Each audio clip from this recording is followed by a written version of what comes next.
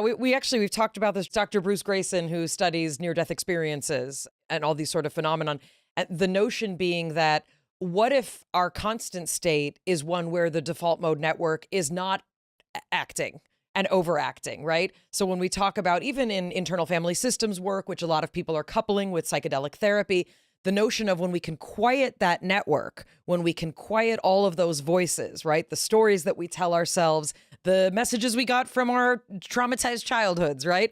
When all of those things kind of fall away, right? The filtration system gets to relax and it's no longer filtering for all of that trauma and all of that pain. And what is left is some sort of state of, I don't want to say ecstasy, but a knowledge that we are all connected, that there is some force, and you can call it whatever you want, that cares for you, loves you, and makes you feel a way that you can make other people feel.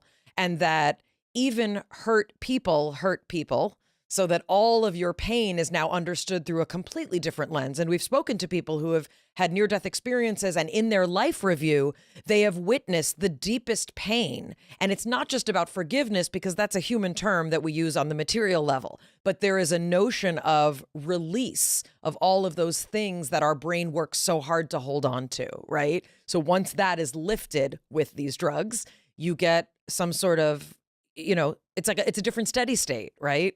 One of the sort of mechanisms of idealism would say that your brain tunes into this consciousness field. So it's not creating it, it's transmitting it. So if the transmitter starts to break, then you kind of start to reconnect. And it was also Aldous Huxley who, building on the philosophy of Henry Bergson, had this idea of the reducing valve, where the big thing our consciousness does is just reduce the influx of craziness of reality and put it into this, he called it measly trickle, so we can survive and run away from the saber-toothed tiger and function.